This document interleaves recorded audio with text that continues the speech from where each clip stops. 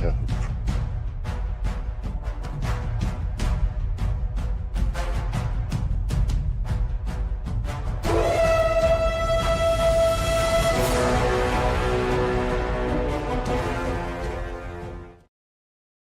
hey everyone, D here, and we are back and looking so professional. We got the intro going this week and everything.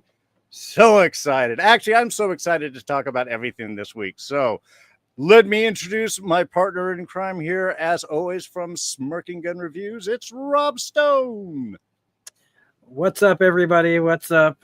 Very excited to be here. And I think there's something that I want to talk about up front before we get into the show. Yeah. Which is our thing that we're doing. Oh, yeah, definitely. And I think that rather than wait for people who, don't watch the whole video, we want to bring up that we're doing a podcast together.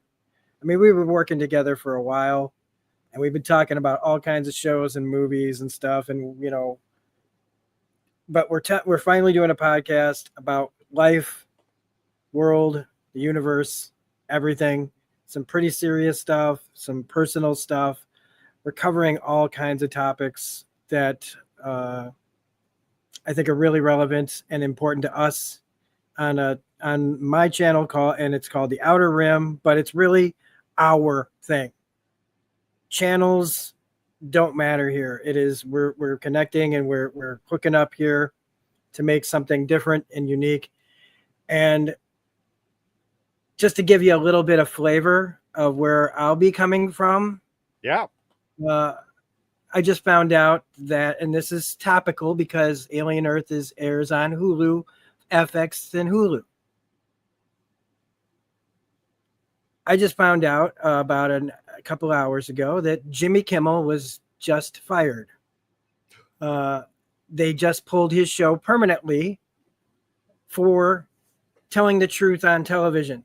Oh my God. And if you didn't know about that, I'm sorry. I don't mean to ambush you with this news. No.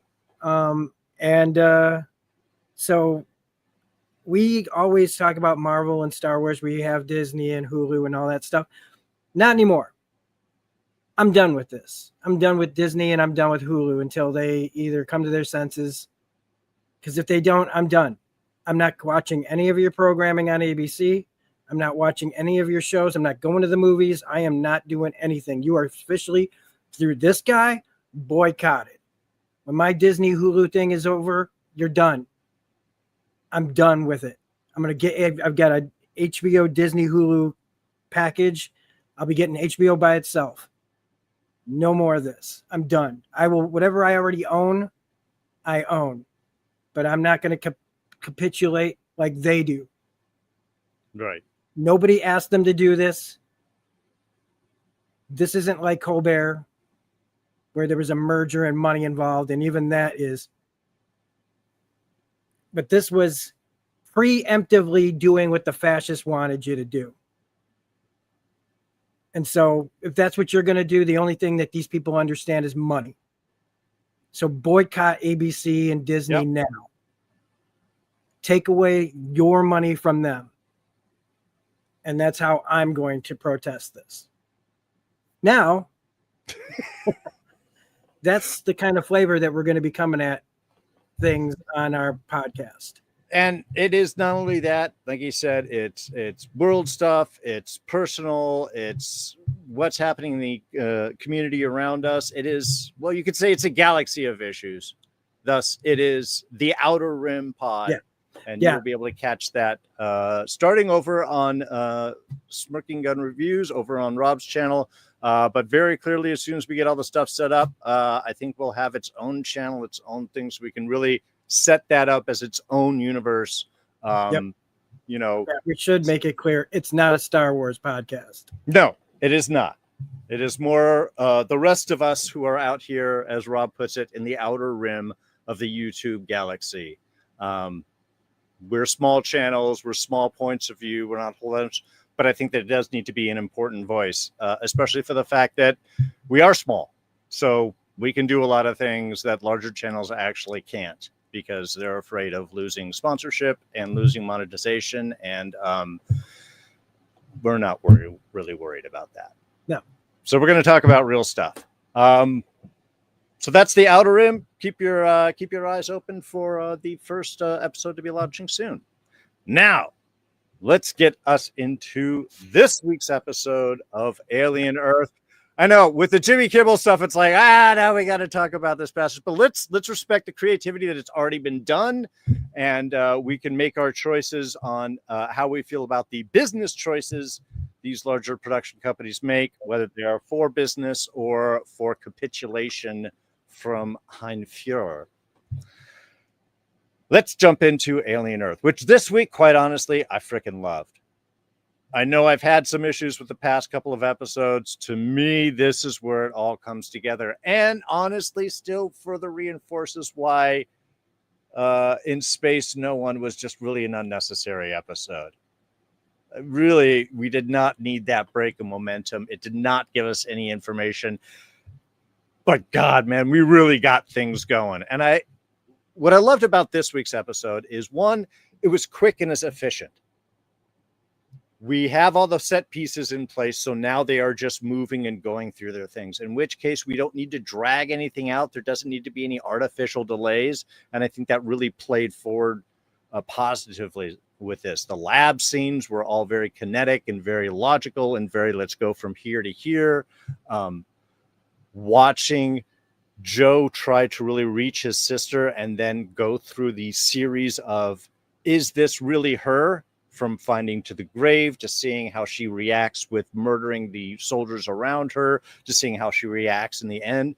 To me, that really plays with that hybrid idea very well as Wendy's kind of stepping into adulthood and independence by moving past where she was and seeing Boy Cavalier for kind of who he is and the choices that she needs to make going forward. So, and then you layer that in with, honestly, some of the most badass alien action we have seen in a long time.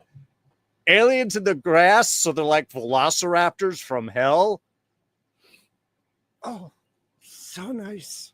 And yet, I think we also get an idea that maybe our alien warrior isn't doing too well. I don't know. That's something I'll have to ask about with Rob here. But Rob, what did you think about this week's episode? I was really conflicted on this. Because I still just was going okay. It's much better than last week's and the week before that and the week before that. This is the culmination, or starting to be the culmination, of a lot of things finally starting to pay off and starting to be kind of explained. I was very frustrated with the whole slightly Morrow thing. Sure. I do understand that they might be in adult bodies, but they are kids and they're behaving like kids. And the frustrating part is Kirsch knowing and not doing anything about it, being able to stop it the whole time and wondering what his true goals are. And we still don't quite know what they are. Mm-hmm.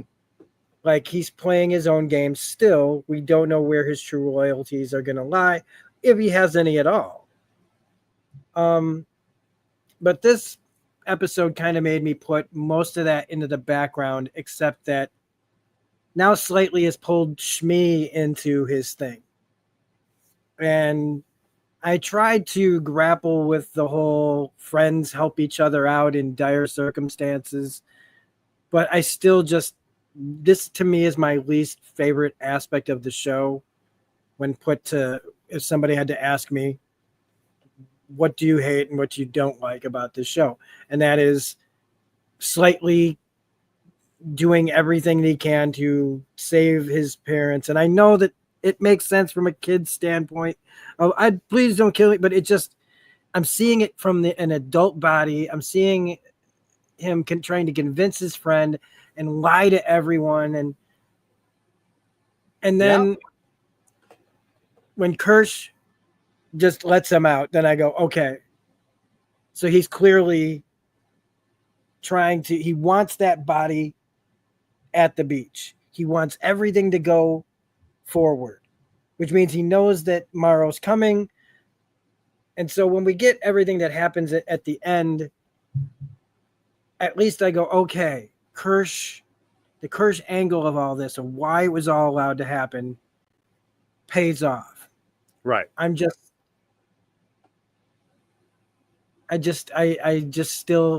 don't know why it bothers me so much. But everything else in this episode was great for the most part. I still don't like what the problem we had last week was why would anybody let Wendy, Marcy just tell Nips immediately everything that they did to her? And there's still this aspect of she just kind of comes in when they're talking about when they're in there with Toodles' body, and she just walks in and they really don't know what's going on. It makes you really like question the security of this place. There is a huge sense of irresponsibility on the part of our corporate heads and who everybody's running this. I mean, that's what we've kept on the whole time. At the end of this episode, I almost laughed to myself because I was like, oh, at least I know where all the security officers are. They've been hanging out in the boatyard because there's nobody inside that we've seen with all of these seasons. I've been checking with the chat, by the way. Want to say hey to Bill Casey, Luke James 1, Woodrow, and Rena joining us live at the moment. Yeah, Luke's mentioning he's fighting the show real struggle. Acting, VFX sets are great. The dialogue, writing, story is weird.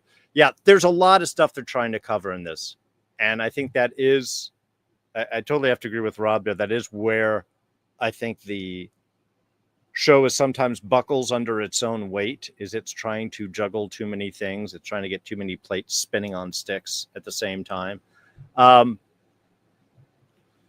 During all that, though, everything like I'm sorry that I'm bogged down in that. I think that's just my brain. But from the aspect of watching Kirsch operate in this whole episode, forget what Slightly is doing and poor Arthur, and the fact that they can just find this alien in the middle of the jungle.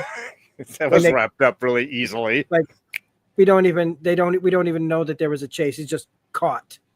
That was what? And then Nostromo, they couldn't find a thing. And it's just a ship with there's lots of corridors and stuff, but a jungle is like it's nothing but places to hide. We don't get that explained to us, so I found that weird.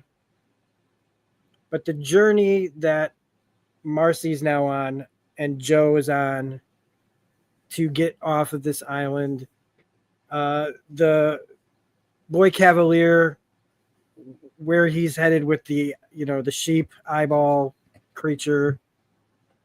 What's Essie's fate gonna be? And will Kirsch finally reveal his really true hand? And what's Morrow's gonna, what is Morrow gonna do now that he's captured? Right. All really great things going into the finale. And yes, the alien being confirmed that she's controlling this thing. Can she control all of them? That's the thing. Does she have to build a connection with all of them? I don't know. These are all questions that are going to be going on. And we will, like we said last week, have to see the whole thing before we can finally make a full judgment on it. And that's I guess that's frustrating, is that when we started out, we had lots of things to say about what they're talking about on the show, the overall themes, the bigger discussion. And now as a story goes and they have to start paying things off, there's less to say about the messages about the show and just, oh, isn't this cool? And that's a bit disappointing, but you are getting a lot of cool action and what they can do. And holy crap, we get to see in action what the hybrids are capable of.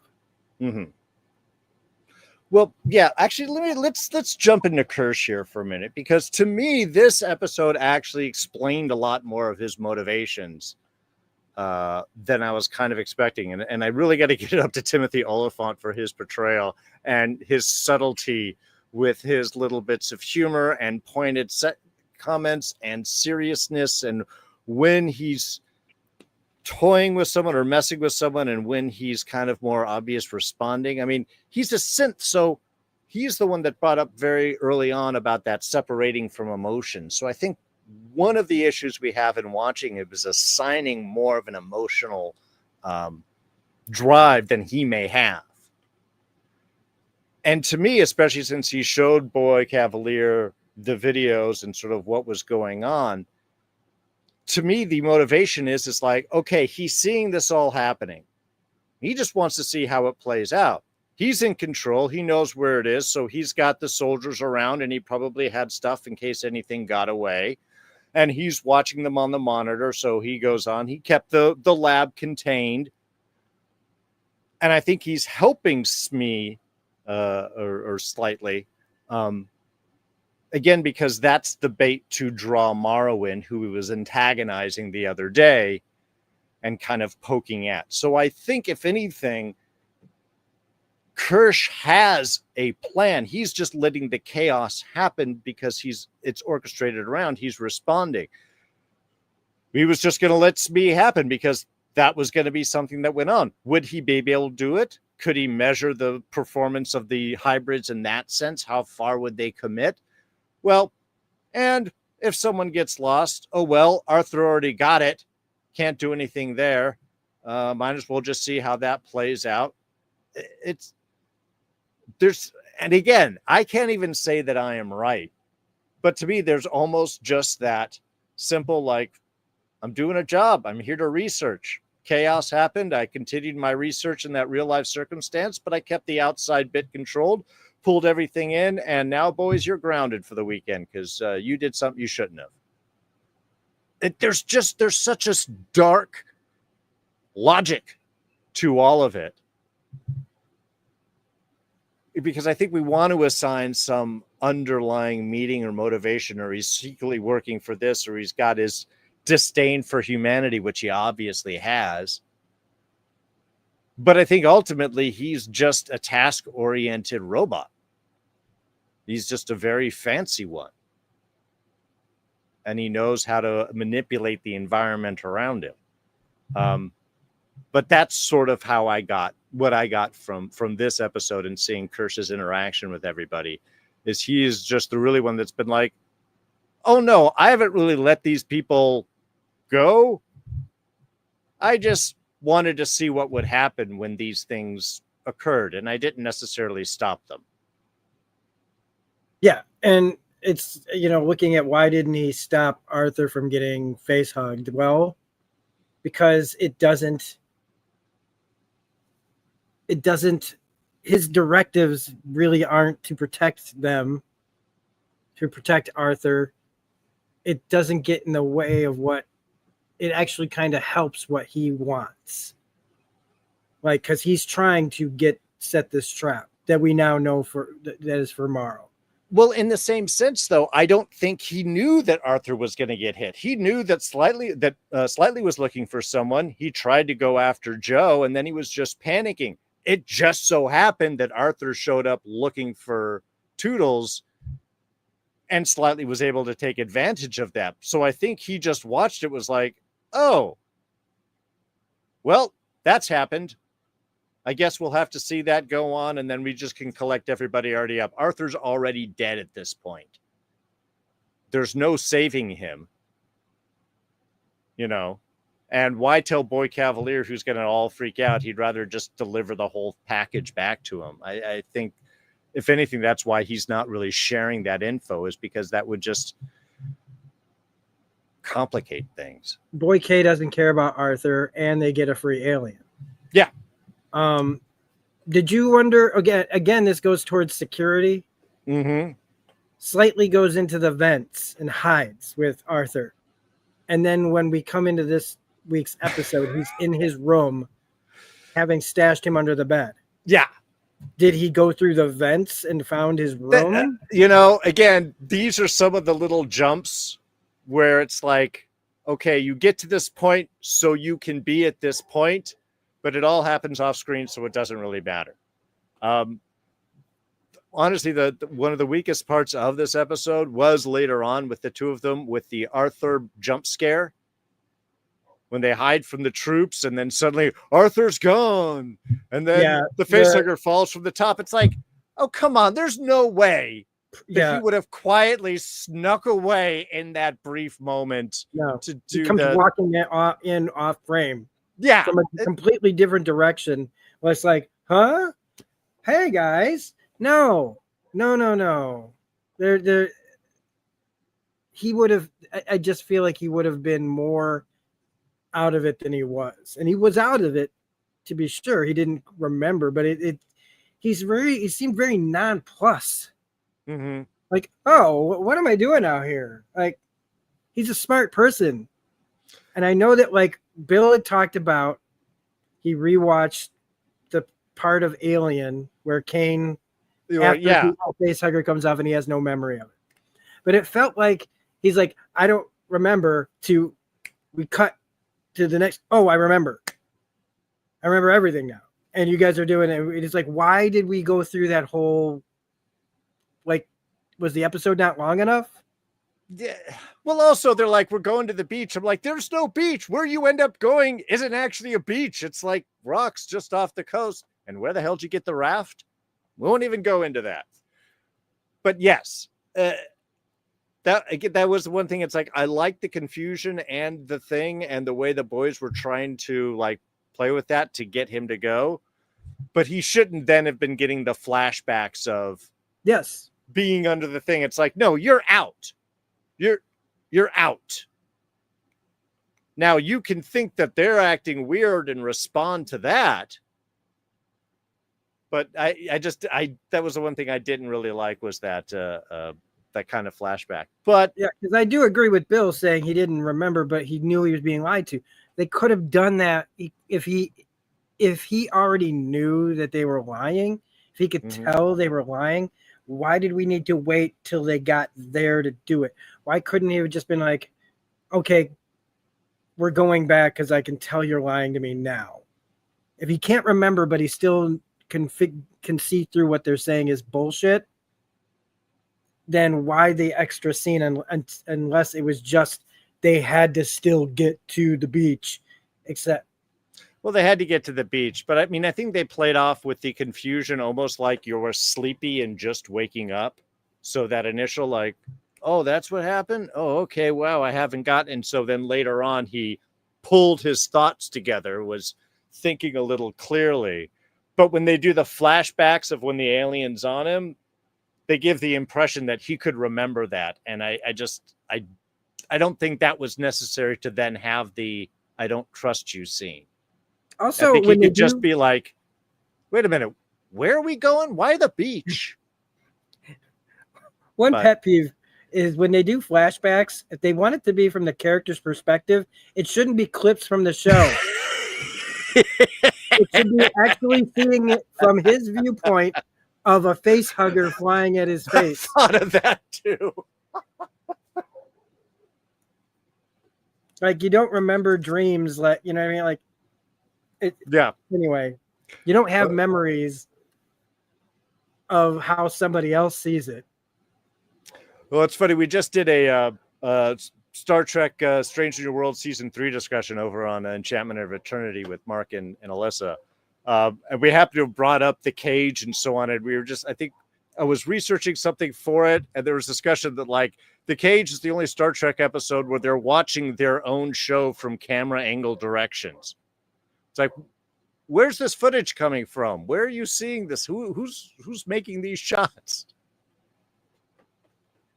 So yeah, I agree. If they were going to do that, they should have at least from his perspective, of just dark. I guess I don't know how you show the feeling of your throat being pulled in darkness, but Bill Casey using clips from the show is lazy. Like showing it like from his eye, like his POV, looking at slightly talking to Slightly, seeing the thing come at him, like, oh, like that would have been a cool visual too. Just you don't have to have all the you just have like there really wasn't a need for the flashbacks if the real point was that he knew they were lying. Right. The real important thing wasn't that he remembered that what had been done to him. It was that what they were telling, the story they had wasn't making sense because there was a good speech about about people who don't like children lying and how easy it is to see through it. So it was unnecessary. And from his parents' standpoint, it's just like, and we know everything because we love you and we will listen. So let's just go back. And so, I mean, really like a caring parent. And that's who gets taken out is, I think, a really harder hit because they had that moment. Yeah. Let's talk. I want to talk about the lab scene real quick because that sort of is what sets Wendy off. And it's like, and also really so clearly shows just how callous Boy Cavalier is with his investments. Oh, yeah. Because he's like, he started up like, well, I'll have to send him out to bed without dinner. And then he sees, and it's all business. What about recovery and reboot? Well, I mean, technically it's possible, but we actually haven't cut it. All right, well, there goes that $6 billion. No more kids in the lab. Oh, except Wendy. Wendy, of course. Yes, of course, Wendy. But we got to keep it on. It's like, I loved it because it was so business and it really made sense, that very quick back and forth. And it just sort of put everything so clearly in perspective of just, these are just things for us. And this is unfortunate. And oh, well, it's not like somebody died. And if it did, well, who would care anyway? Especially if you're a mold scrubber, which is something I'm glad they brought up. Like, okay, so there is a thing going on here that we still haven't really touched on. I mean, is that why they introduced him? The poor guy? Hey, mold scrubber, we want to introduce you to this sheep. No, I got to agree with Bill on that one, actually. I think in the end, it's going to be Boy Cavalier that gets eyeballed. He's going to try and get someone else, and it's going to outsmart him. Because, that would seem the appropriate. He says he knows who he wants to use for the eyeball thing. Huh? It's Joe. Everybody wants to kill Joe. Yeah, it could be anybody. There aren't that many humans left on the island. So it's either Essie or Joe. It's not going to be his right-hand man, even though I think that'd be amazing if he's just like served up his right hand, the bald guy, or even Curly, to see what it could learn from a hybrid's programming. Can it connect to a hybrid's programming? We already talked about this too last week, I think. Sure. I would, the only way I'd go against that is like, yeah, but that'd be kind of a waste of $6 billion. Let's see if it works for a human first. Let me see what I'm working with first before I make that financial sacrifice. It's just a person. Yeah. Oof. But again, this point of view catches up with him very quickly where, well, as you said, Wendy just walks in because she can go anywhere because she's super Wendy. But upon revealing the fate of Toodles, they're trying to cover stuff up. And certainly what we learn here is with her line as she leaves is you can't just erase things. Wendy's very much growing up and finding her position. And the fact where he's like trying to speak with her, oh, you don't want to do that. They make it afraid. And they could be like, oh, we're not safe. And then she's like, we're not safe here? Is I thought was just beautiful. And that real quick reach out to the alien warrior who immediately responded to show what she can do and if kind of that flex of muscles. And then Boy Cavalier's immediate response, again, some of the best points right here. Oh, shit. We got to get to those kids before she does. Where are they? Except they don't just, again, they don't have what they should have for any of these hybrids, which is even if it's just a tablet that turns them off, something to stop her. Rather, because I mean, I know that they know that physically she could smack him around. Yeah. They also have guns, and again, he doesn't want to ruin his project any further by having to demolish the body. He's really in over his head at this point. But also, I think one of the big questions that we haven't really talked about as much is, like, we've mentioned how she could be, like, like how she's controlling this thing now, confirmed that she even knows how to give it directions. What and what they brought up way earlier in the series, which is they said she's special. Why is she special? That's something that they've kind of way dropped in the background for us to, I don't know if they want us to forget until they can throw it at us and go, oh yeah. Because when she touches a TV monitor and can open doors, it doesn't make any sense that she can do that. Not. Well, it would. I mean, you're right. We are waiting for the explanation, because I think what would work, as opposed to just some chosen one, she's the special because she's the first or whatever, which I think to me ultimately becomes less interesting, is, well, we've never done this before. So we were kind of playing with the process with each of you. And that's why some of you were more integrated and some of you aren't. And maybe we had to change some things or make some stuff on the fly. Is there has to be a reason outside of just, random chaos that they are the way that they are. Why can she hear them? Right. Why can she communicate with them? Why can she touch monitors and open doors and reach out through and communicate through things that just don't, like, I'm really curious about. That's the thing that I'm most curious about outside of Kirsch. Mm-hmm. Well, yeah, because it's kind of all based on Wendy's, extraordinary abilities to interact with the world around her, if we want to put it in as large capacity as possible.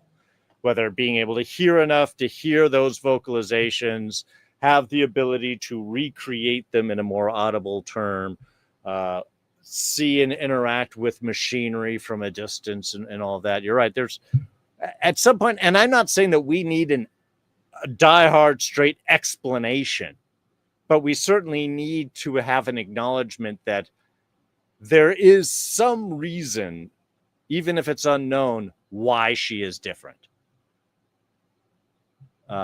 Because the other thing that hit me real quick, and maybe I'm naive for just suddenly realizing and thinking about this is a great way to establish the company's pursuit, not just for the alien creature as this alien creature that you can release and destroy things and stuff, but that is actually trainable or directionable or teachable, that you can communicate and get it to do what you want it to do.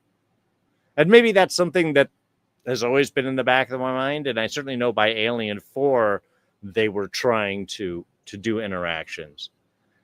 But there is, some ancient Yutani rumor of, well, no, when we first encountered it, we did have somebody that could control it. So we know that it's possible. We just don't know. We just can't recreate it. We don't know how to do that.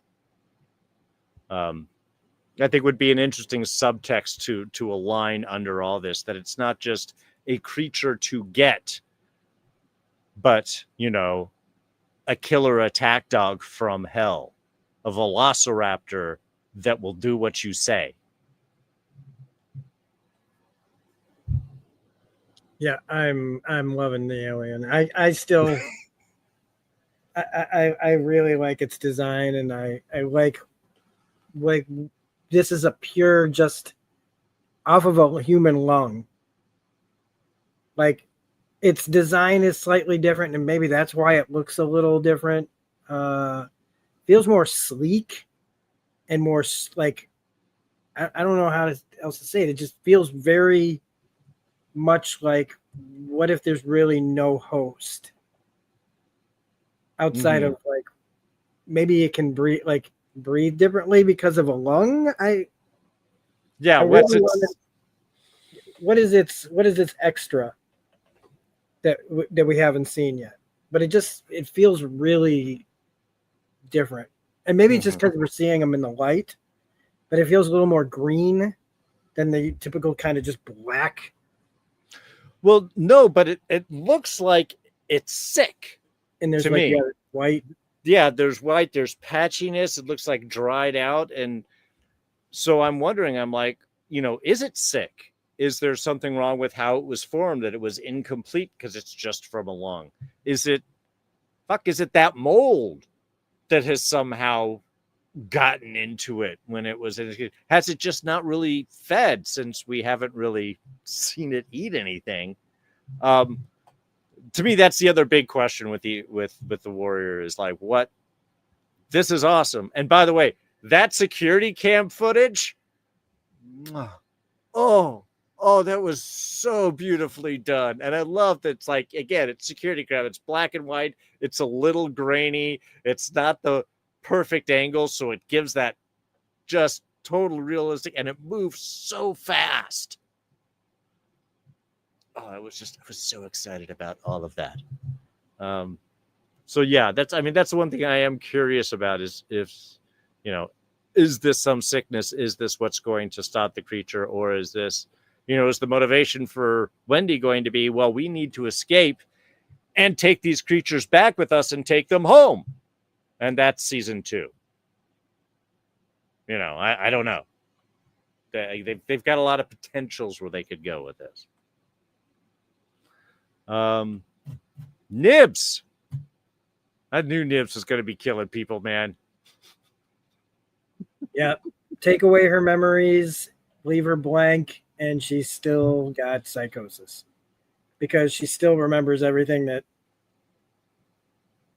was done to her before. So she's still broken, just in a different way now. And seeing her own grave, probably, like realizing this is who I was. And she, Marcy's trying to tell her that's not who we are now, though. And then, just when she was watching the alien kill all those guys, she was in it. She was growling. Oh, yeah. She's just ready to take people out. Well, and even Wendy kind of chuckled right there. It's like, oh shit. Wow, that was amazing. Yeah. So yeah. And I love, again, how seeing Joe's reaction to it, because I think especially through this episode, he really is weighing the question, is this my sister? Yeah, that's a big part of this. And I think that's a good reason why you're probably right about Joe getting the eyeball treatment and everything. I think he's kind of, if he continues on the show, if he does not die, right, I think he'll end up,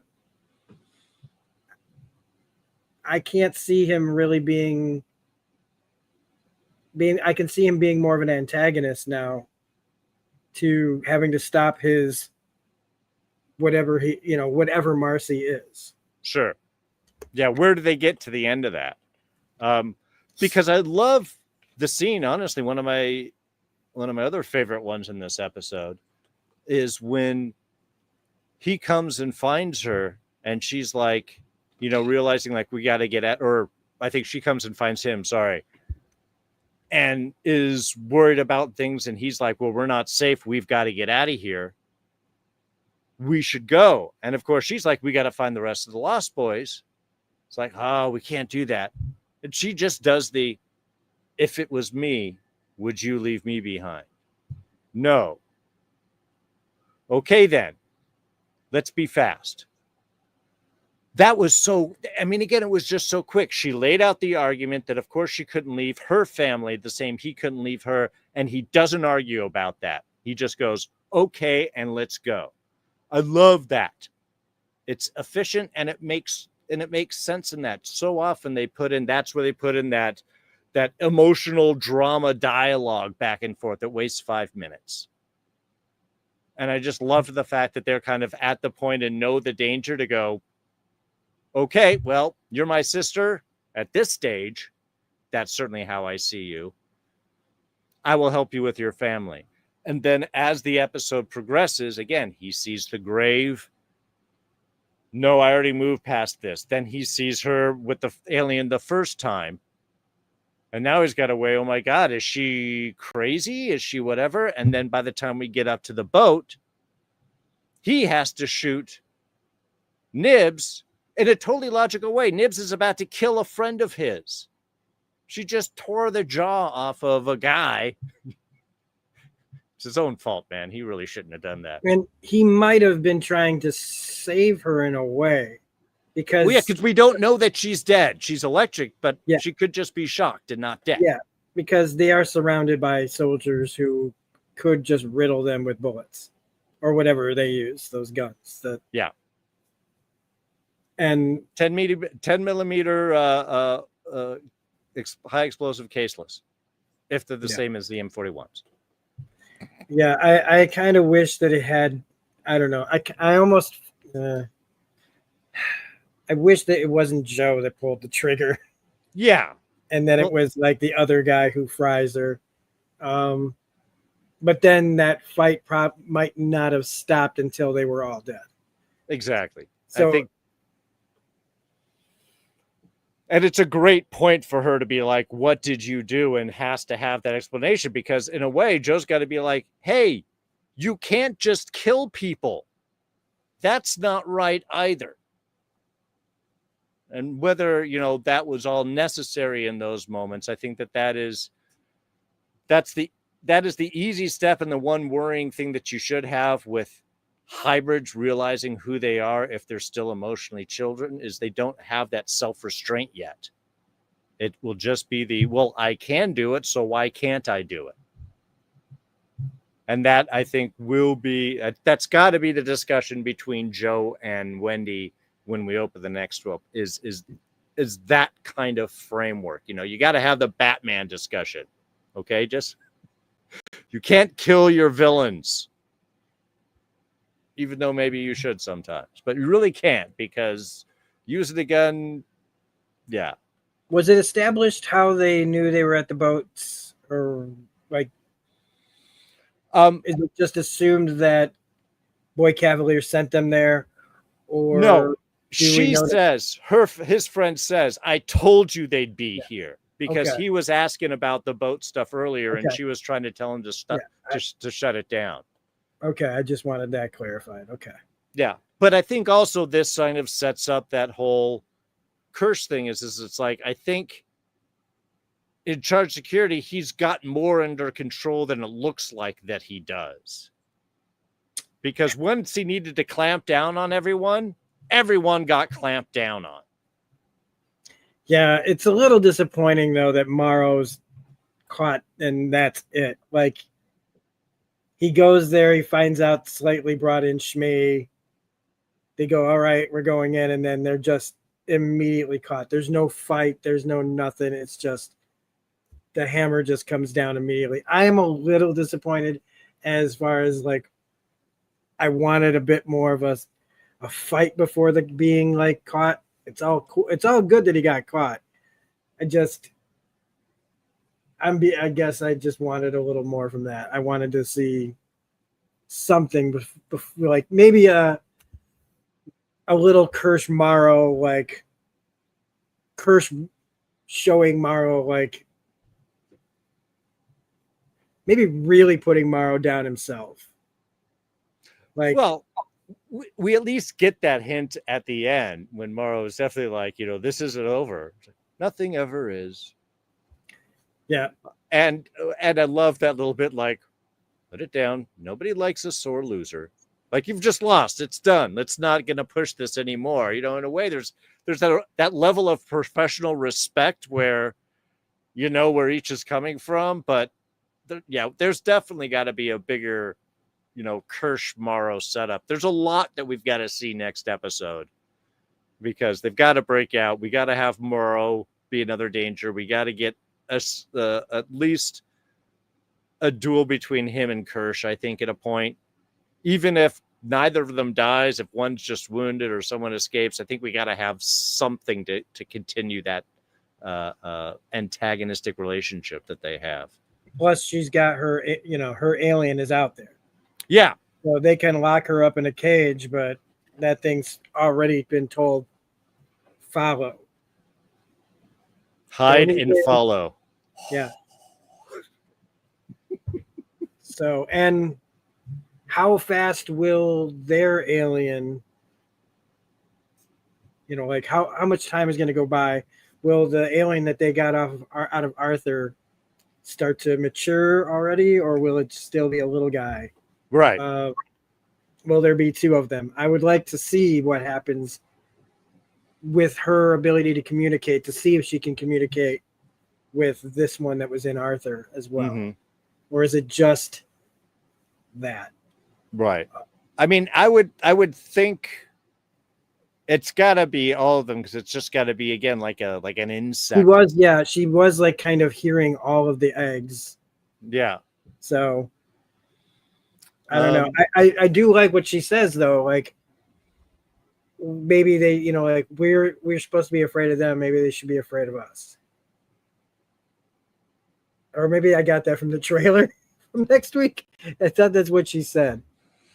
I haven't watched the trailer for next week yet. So I did watch the trailer, but I did think that it was from this episode. Speaking on, like,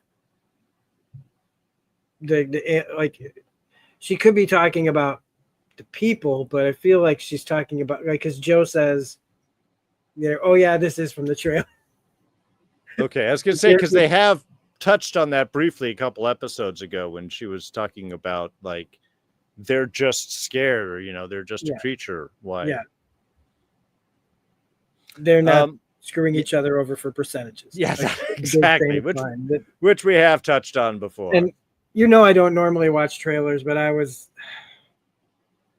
because I'm frustrated, I had to kind of cheat and look ahead just to see, and it's just vague enough for me to go, okay, I really don't know what's going to happen. Mm-hmm.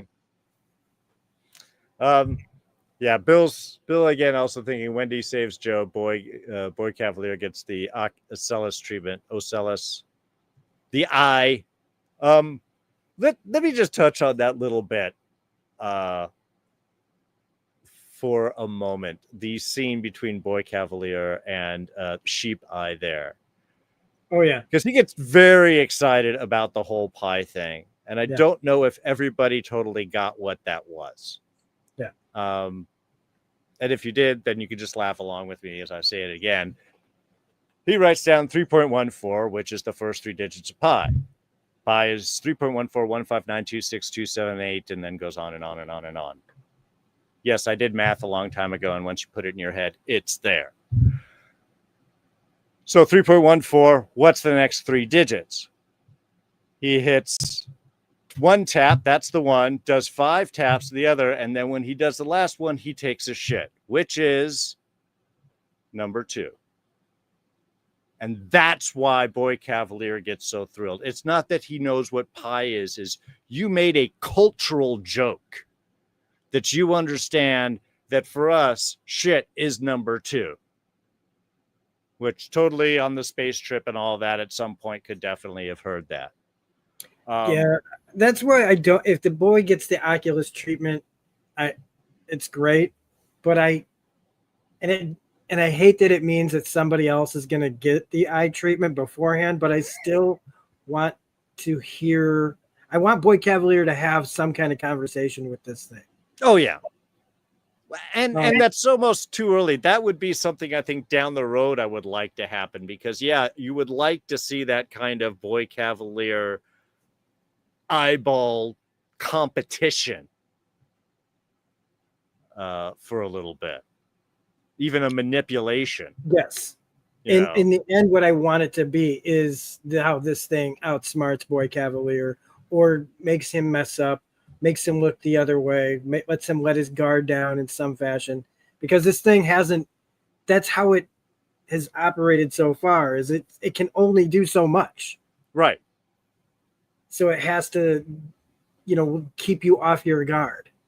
So I want Boy Cavalier to be taken out by his own like hubris of still like I'm having this smart conversation, and while I'm having this smart conversation, this thing is playing a game that I don't see coming until it's too late. Yeah, totally.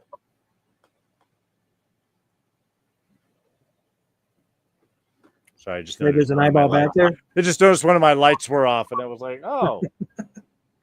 All of a sudden, I will have to look at that later, not when I'm doing a show. All of a sudden, I was waiting for an eyeball to jump and attach itself to your head. What was that? I'm in control of the show now. Yes, I'm British. All aliens are British. Yeah. I'm not doing a podcast with the eyeball. No. That would be bad. That would be bad. There's no guarantee an alien would use a base 10 number system. Look, Woodrow, don't get overly smart with us. But you're at totally least right. it understood what it understood our pie. Yeah, that's how brilliant it is. Can change the little focus thing that it's doing head. with its eye. Oh, I know, man. But you never really thought that they would come up with Plus, something more interesting than the alien in an alien show, and yet they have. Math is math. That's right. One thing about science, you can't change it. It's not a point of view. I do agree with Woodrow saying that there's no guarantee an alien would use a base 10 number system. The point is, like I said, that it knows our number system. Yes, but what we don't know is that sheep use a base 10 number system, and so it just happened to be very convenient that way. Yeah. All right. Well, I think we've kind of hit on everything. Yeah, Curly clearing up with mom. So we just, again, these are the kids, and most of what we're dealing with are, when are they transitioning from kids to adults? Even someone I was talking to has mentioned, like, can they? Because they're turned into hybrids, can they actually age? Can they mentally age, or are they stuck with as they are? I think what we're seeing with Wendy is that those steps up in evolutions can still happen. But I think that's kind of an interesting thing to see with all this too, is how many of them are kids, how many are adults. And I think the interesting line there is, I think what Curly said to Dame Sylvia is, what is it?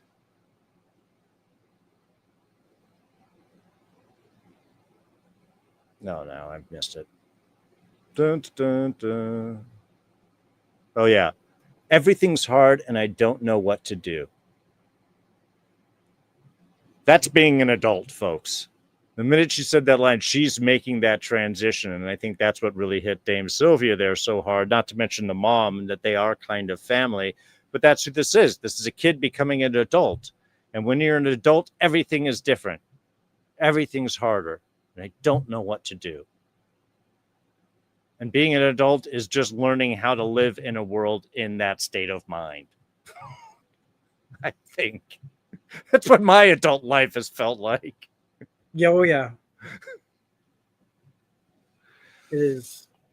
Stay. Hey, they've got it made, man. Adult bodies that don't age with child minds.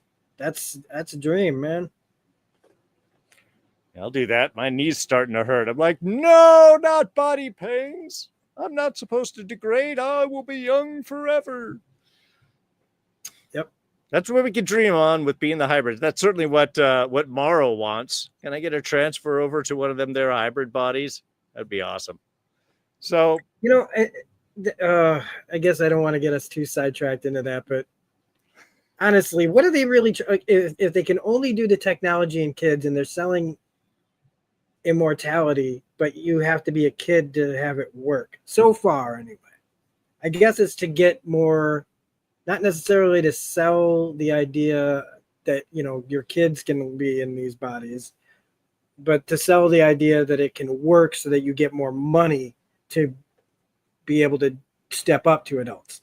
That's honestly what I was thinking. This is the proof of concept, man. This is the drop, so the stock prices will go up. It's like AI in a way in our world right now.